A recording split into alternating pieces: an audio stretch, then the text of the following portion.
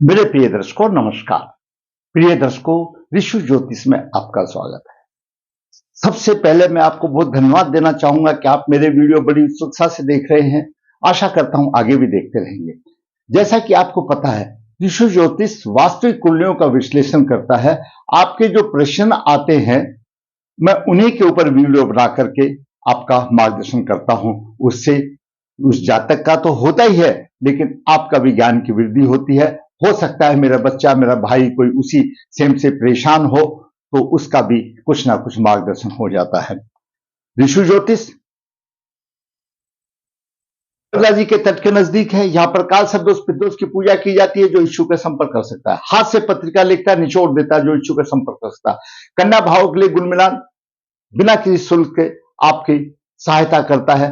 जरूरत है ऋषि ज्योतिष से फायदा उठाने की। ऋषि ज्योतिष आपकी परेशानियों के ऊपर वीडियो बना करके आपका मार्गदर्शन करता है। जरूरत है ऋषि ज्योतिष के चैनल पर बने रहने की।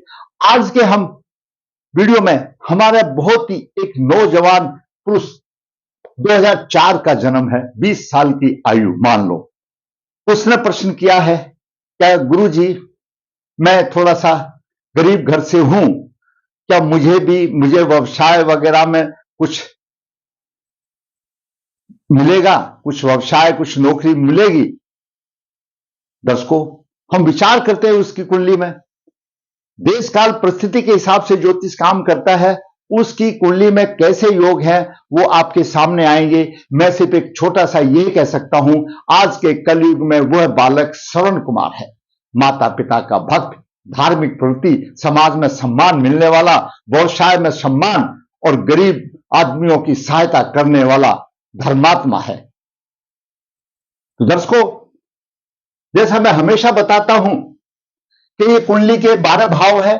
जब जन्म लेता है कोई भी प्राणी, उसके साथ पूर्व जन्म के कर्मों का फल जुड़ा रहता है और इन 12 भावों में पूरे दुख सुख का निर्धारित कोटा है। ये लगन का भाव है, द्वितीय धन का, तृतीय पराक्रम, चतुर्थ भाव सुख का भाव, माता का पंचम भाव शिक्षा संतान, छठा रोग शत्रु, सप्तम भाव जीवन साथी व्यवसाय, अष्टम भाव आयु कष्ट, नौ भाव भाग्य भाव और धर्म का भाव है। दसम भाव शीर्ष कौन है, आपको सम्मान, क्या कोई भी आप काम कर रहे हो, आपका दसम भाव बलवान होना चाहिए। और आमदनी के भाव, तो आमदनी का सबको आमदनी चाहिए। द्वादश भाव में खर्चा, सेवा, सुख और दंड का भी भाव है, विदेश का भी भाव है। दर्शकों, ये थोड़ा सा बताना अनिवार्य है। कोई नया जातक है तो उसको समझ में आना चाहिए। और ये 12 शक्कर भावे जो है वो किस तरह से है। आज का विषय है, जातक धर्मात्मा है, यशस्वी है, सम्मान है, सभी प्रकार के सुख, कलयुग का श्रवण कुमार है। और चाहिए क्या, ऐसा ही संतान मिल जाए तो जीवन सुखी बन जाता है। हर आदमी को संतान चाहिए। योग संतान होने से माता पिता का अच्छा सहारा बनता है। दर्शकों, जातक का जन्म 23 अप्रैल 2004 शुक्ल पक्ष 2 अश्विनी नक्षत्र मंगलवार को हुआ। अश्विनी नक्षत्र चरण 1 पिता के लिए भारी होता है। ये 27वें दिन उसकी शांति करा लेना चाहिए। वह पिता की प्रकृति को रोक सकता है। कई मतलब पिता के लिए दुख की बात होती है, कुछ भी होने दो। इसकी जब पैदा होने के बाद जब अनुकूल टाइम मिलता है, जब दोबारा अश्विनी नक्षत्र आता है तो शांति करा लेना चाहिए। जातक का जन्म धनु लग्न हुआ। धनु लग्न की 9 डिग्री 55 मिनट है। चतुर्थ भाव में सूर्य मीन राशि में 8 डिग्री 37 मिनट लेकर के, वहीं बुध नीच राशि में 25 डिग्री है। सूर्य बुध का बुद्धादित्य योग बन रहा है। चंद्रमा 0049 है। चंद्रमा अष्टम भाव का स्वामी है और मृत अवस्था में है। राहु 19 डिग्री 27 मिनट लेकर के मेष राशि में, वहीं पर शुक्र 24 डिग्री लेकर 24 मिनट छठे भाव का स्वामी और एकादश भाव का स्वामी। धनु लगन के लिए शुक्र छठे और छठे से छठा परम पापी माना जाता है, त्रिकोण में है। और मंगल पंचमें से मंगल शुक्र की राशि में, दोनों का राशि परिवर्तन योग है। इन लोगों में भी, ग्रहों में भी आपस में समझौता हो जाता है। भाई तुम मेरा भाव खराब मत करना, मैं तुम्हारा भाव खराब नहीं करूंगा। कुछ ना कुछ उससे भी फायदा होता है। सप्तम भाव में मिथुन राशि में शनि अपने मित्र राशि में है। नवम भाव में गुरु लग्नेश, और वो भी वक्री। नवम भाव में गुरु लग्नेश सिंह राशि में 17 डिग्री 42 मिनट लेकर के है। कितना अच्छा योग बना है कि लगन के भाव का स्वामी नवम में और दूसरी गुरु की राशि चतुर्थ भाव में है। चतुर्थ भाव का स्वामी लगन में, चतुर्थ भाव का स्वामी और लगन का स्वामी नव में, और नव भाव का स्वामी चतुर्थ में। इसमें कितने योग बन गए हैं? लग्नेश नवम भाव में है, धर्मात्मा पराक्रमी सम्मान और भागवान बनाएगा। चतुर्थ नवम भाव में और नवमें चतुर्थ में। चतुर्थ भाव का स्वामी नवम भाव में और नवमें चतुर्थ भाव में केंद्र और त्रिकोण का राशि परिवर्तन योग हो गया। ऐसा जातक माता पिता की सेवा करने वाला, तीर्थ कराने वाला, धार्मिक प्रवृत्ति का होता है और गरीब आदमियों के लिए सहायक बनता है। उसके बाद बुद्धादित्य योग, गुरु सूर्य और बुद्ध का बुद्धादित्य योग बन गया। जातक बुद्धिमान है, चतुर है, ऐश्वर्यशाली है, सम्मान के लिए ऐसे जातक को, जो सूर्य बुद्ध है वो नवम भाव का स्वामी सूर्य है, दसम भाव का स्वामी है, तो नवम और दसवें इसकी जब युति हो जाती है तो भाग्य सुख और राज सुख अपने आप मिल गया। आगे बढ़ते हैं कि यह क्या कहते हैं। मैंने थोड़ी सी देर में कुंडली का सारांश आपको दे दिया। धनु लगन वाले स्वामी गुरु होते हैं, इनका शरीर सुगठित होता है, मोहनी मूर्त की तरह विचारधारा दार्शनिक होती है, भगवान के प्रति इनकी आवश्यकता ज्यादा होती है, तो ये सहजी दूसरे लोगों पर विश्वास कर लेते हैं। लोग इनकी सादगी का थोड़ा सा लाभ उठाते हैं और फिर इन्हें धोखा भी खाना पड़ जाता है। ये दुखी व्यक्ति की हमेशा सहायता करने वाले होते हैं। अगर वो देखते हैं कि कोई आदमी दुखी व्यक्ति को परेशान कर रहा है तो इनसे सहन नहीं होता, उससे भी झगड़ा मोल ले लेते हैं। भाई तुमको मतलब उसकी मदद करने वाले होते हैं। कोई परेशान कर रहा है तो जातक विद्वान होगा। लगन का स्वामी नौ भाव में, नौ भाव धर्म का भाव है, उच्च शिक्षा का भाव है, विद्वान होगा। जातक विद्वान होगा, समझदार होगा और मित्रता भी उसकी विद्वान से होगी।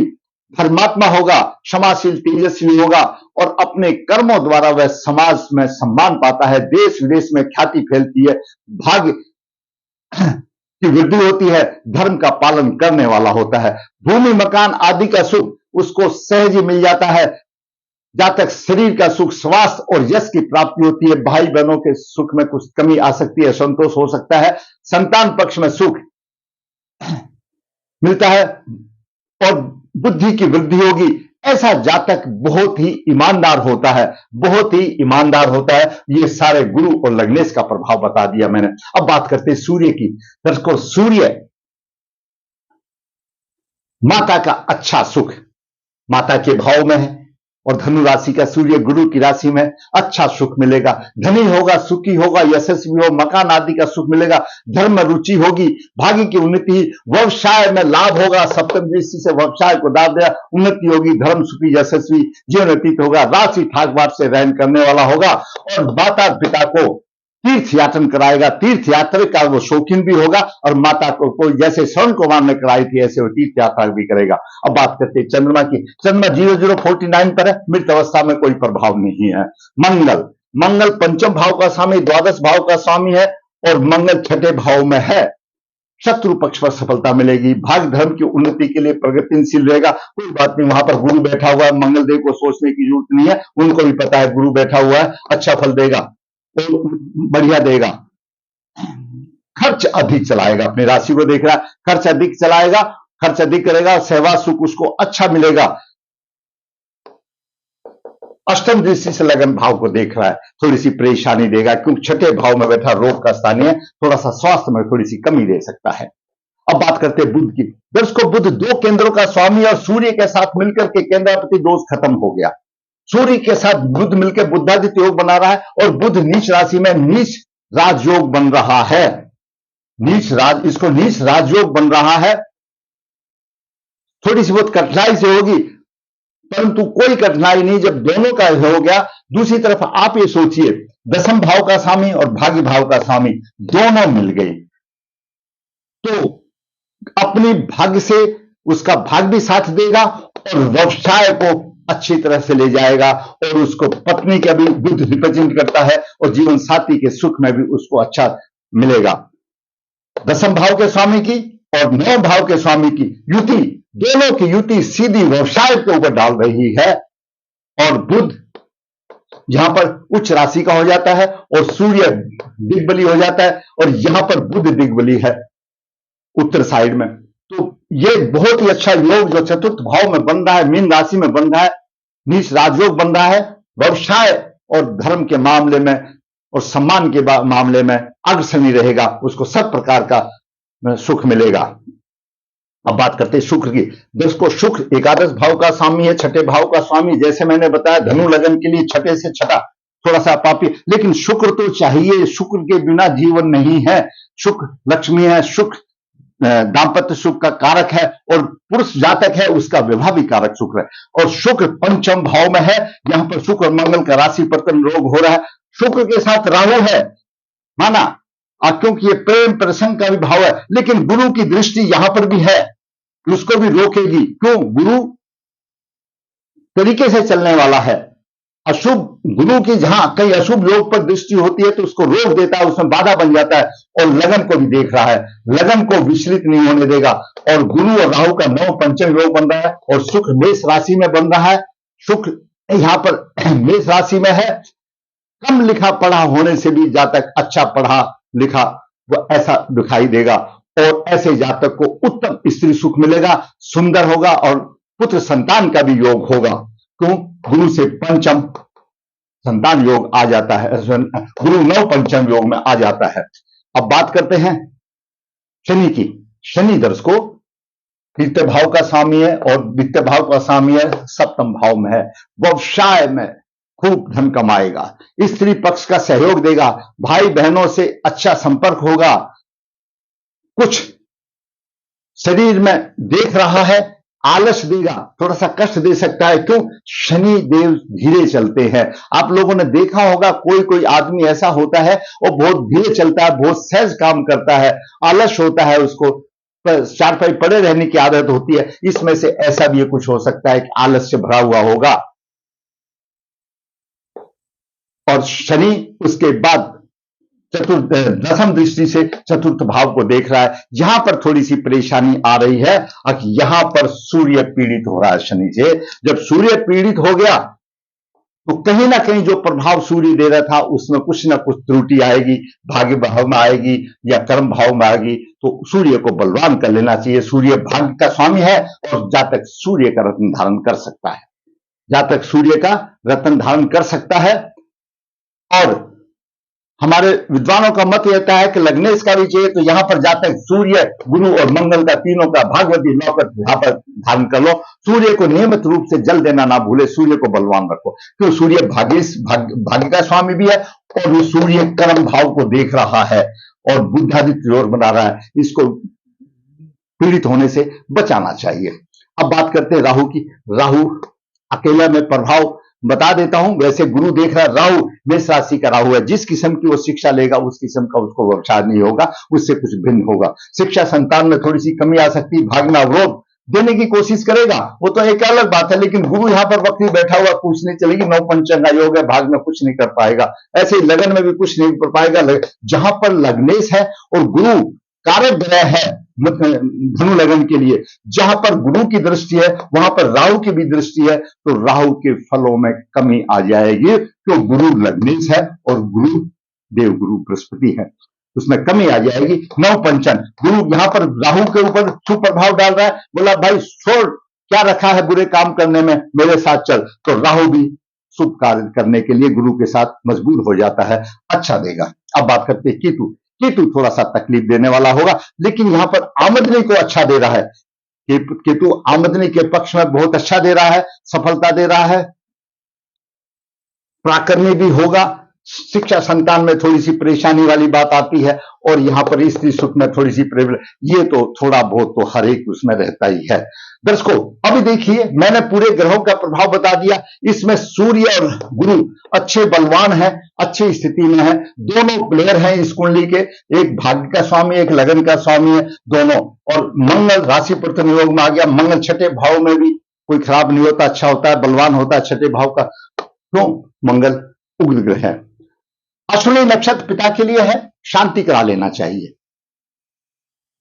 लग्नेश 9 भाव में धर्मात्मा, प्राकृतिक सम्मान और भागवान। लग्नेश 9 भाव में है और वक्री है, वक्री ग्रह और बलवान हो जाता है। यहां पर धर्मात्मा होगा, पराक्रमी होगा, सम्मान होगा। चतुर्थ 9 भाव में और 9वें चतुर्थ में चतुर्थ भाव का स्वामी नवम भाव में और नवम भाव का स्वामी चतुर्थ में, क्यों नवम भाव धर्म है, धर्म की यात्राओं का भी है। वो माता के उसमें बैठ करके पिता के भी देख रहा है, माता पिता को तीर्थ कराने वाला होता है। जैसे मैंने बताया कलयुग का श्रवण कुमार होगा। कोई बुद्धादित्य योग, बुद्धिमान और चतुर्दशीशाली सम्मान सभी सुख मिलेंगे। सूर्य बुद्ध की युति, दसमेश और नवेश की युति, भाग्य सुख और राज सुख मिल रहा है। इस कुंडली में कमी क्या है? छोटी बहुत तो कमी सभी में ही आती है। मेरे दर्शकों, मैंने हमेशा कई बार बताया है, अगर घर की दीवारें हैं तो हम उसको कलर लगा करके उसको चमका सकते हैं। घर की मजबूत चाहिए। इस जातक की होनहार बच्चा 2004 का 20 साल की उम्र है और अभी शुक्र की महादशा 2010 से 30 तक चलेगी, 2030 तक चलेगी, 6 साल बाकी है। उसकी सूर्य की महादशा आ जाएगी। सूर्य जो है ना, उसका भाग्य का स्वामी ऊपर उठा के लेके जाएगा। जरूरत है सिर्फ एक सूर्य को बलवान रखने की, क्योंकि सूर्य पीड़ित है, पितृदोष हो गया, और बाकी और कुछ करने की जरूरत नहीं, अपने आप मिल जाएगा। पूर्व जन्म के कर्मों का फल लेकर के आया है, और वो धन है माँ बाप जो ऐसी संतान उनको मिली है। देखो भाई, छोटे मोटे योग तो सभी में ही होते हैं। दर्शकों, मैंने अपने होनहार बालक का आपके सामने विश्लेषण किया। उसने बोला, गुरुजी क्या मेरे के बारे में भी कुछ बताइए, चढ़ती हुई बेल है, वे क्यों नहीं बताएंगे, हम तो सबको बताते हैं, आप हमारे बच्चे हो। मैंने मार्गदर्शन किया। आप समझते हैं कि मैंने मार्गदर्शन अपना अनुभव, अपने ज्ञान और शास्त्रों के अनुसार किया। मैं बिना शास्त्रों के नहीं चलता हूं, और अपना शास्त्रों में लिखा है, पढ़ा है, और मैंने उसको व्यवहार रूप में उतारा है। तो कहां तक ठीक है? मैंने उसका रिजल्ट भी देखा है, परिणाम भी देखा है। तो दर्शकों, अगर आपको मेरा वीडियो पसंद आया तो आप लाइक अवश्य करें, शेयर करें। और दर्शकों, जैसा कि मैं बताता हूं, मेरा चैनल नया है, मैं आपकी प्रॉब्लमों को लेकर के आपका मैं विश्लेषण करता हूं। आपका सहयोग, आपका मेरे चैनल को सब्सक्राइब करना, मेरे मन को ऊंचा उठाना है। आप लिख दीजिए, अगर खराब है तो खराब लिखिए, मैं उसको सुधारने की कोशिश करूंगा, लेकिन सब्सक्राइब कीजिए, लाइक करें, शेयर करें, और ताकि मेरा भी मनोबल ऊंचा हो, और इसी प्रकार मैं वास्तविक कुंडली बना करके आपका भी मार्गदर्शन करता रहूं। धन्यवाद।